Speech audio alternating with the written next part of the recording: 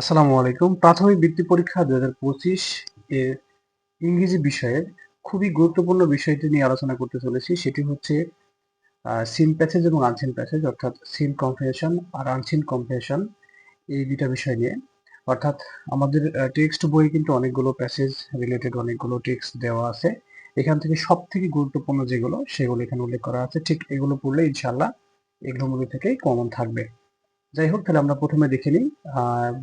১ নম্বরটি প্রথমে আছে সৈকত ফ্যামিলি, অর্থাৎ সৈকতের পরিবার সম্পর্কে যে প্যাসেজটি সেটি বা যে টেক্সট বইয়ে আছে সেটা। এখানে কিন্তু আমি টিভি রেখেছি, টিভি টেক্সট বই পেজ নাম্বার ১০। আর ২ নম্বরটি হচ্ছে ফুড পিরামিড, অর্থাৎ ইট হেলদি এর যে লেসন ইউনিটে আছে সেখান থেকে ফুড পিরামিডের যে প্যাসেজ সেটা টেক্সট বইয়ের পেজ হচ্ছে 24। আমি এখানে কিন্তু তোমাদের সুবিধার্থে পেজ নাম্বার লিখে দিয়েছি, তোমরা এখান থেকে মিলিয়ে নিবা। ৩ নম্বরটি হলো Seema is at home today, right to miss home, অর্থাৎ এই ইউনিটের Seema is at home today. এই সীমার অসুস্থতা নিয়ে যে একটা প্যাসেজ এখানে আছে বা টেক্সট আছে সেটা, এটাও কিন্তু খুবই গুরুত্বপূর্ণ। এটা টেক্সট বইয়ের হচ্ছে ৩০ নম্বর পেজ। ঠিক আছে, এখানে ৪ নম্বরটিতে দেখো এই লং টাইম এগো রাজু, অর্থাৎ টেক্সট বইয়ের ৩৪ পৃষ্ঠায় এটা আছে। অর্থাৎ অকুপেশন ইউনিটের যে লেসন সেটা হচ্ছে এই লং টাইম এগো রাজু ওয়াজ এ ফায়ার ফাইটার, অর্থাৎ একজন ফায়ার ফাইটার নিয়ে এই টেক্সটটি সেটা। ৫ নম্বরটি হচ্ছে my home district, home district নিয়ে যেটা যে টেক্সট, এটা পেজ নাম্বার হচ্ছে ৩৮ পৃষ্ঠায় এটা আছে। আর ৬ নম্বরটি হচ্ছে দেখো যে এই হেয়ার অ্যান্ড টর্টয়েস, অর্থাৎ হেয়ার অ্যান্ড টর্টয়েসের যে গল্পটা আছে সেটা, এটা কিন্তু আমাদের টেক্সট বইয়ের পেজ নাম্বার 54। ঠিক আছে। আচ্ছা, তারপর দেখো নাম্বার 7 দেওয়া আছে দেখো যে এ পারসনস বার্থডে, একজন ব্যক্তির জন্মদিন।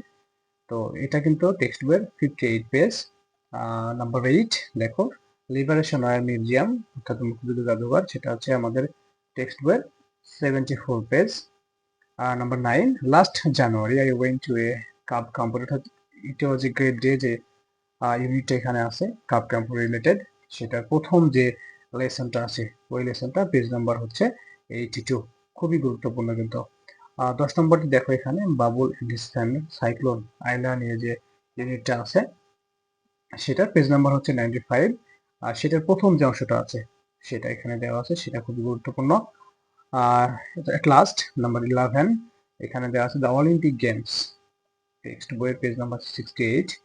এই ছিল মূলত বই থেকে গুরুত্বপূর্ণ যে টেক্সট গুলো, এগুলো এখানে উল্লেখ করা আছে। আর একটি বিষয় তোমাদের আমি জানিয়ে রাখি, সেটা হচ্ছে যে এই টেক্সট গুলো তোমাদের খুব ভালোভাবে পড়তে হবে। এখান থেকে rights of verb, WS question related যে বিষয়গুলো আছে, অথবা রিঅ্যারেঞ্জের যে ব্যাপারটা এখানে আছে, এটা কিন্তু এখান থেকে কমন আসার সম্ভাবনা সব থেকে বেশি। ঠিক আছে, এটা ছাড়াও যেটা আছে তোমার সেটা হলো যে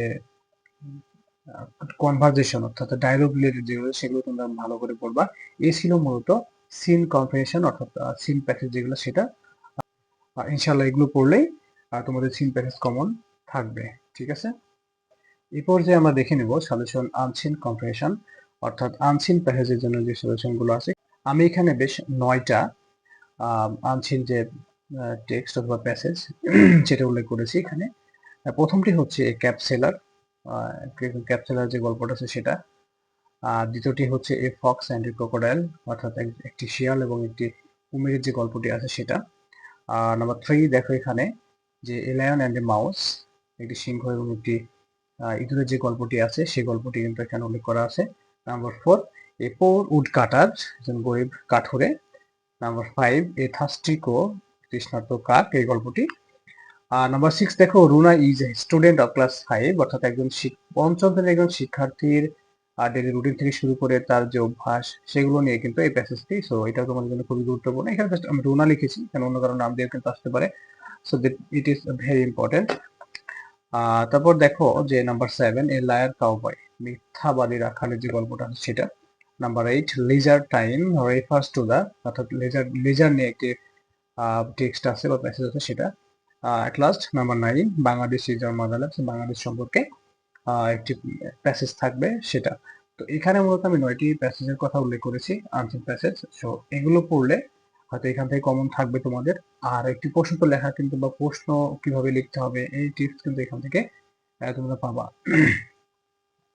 So, এই যে আনসিন প্যাসেজ গুলো আছে এগুলো তোমরা কিন্তু খুব মনোযোগ সহকারে পড়বে। লাস্ট একটি কথা বলতে চাই, আর সেটি হলো যে এগুলো এই প্যাসেজ গুলো তোমরা কোথায় পাবা? এই প্যাসেজ গুলো মূলত দেওয়া আছে পাঞ্জেরি গাইডে। পাঞ্জেরি ভিত্তিক গাইড যারা তোমরা নিয়েছো সেখানে দেখবা এগুলো আছে, ঠিক ওইখান থেকে এগুলো দেওয়া।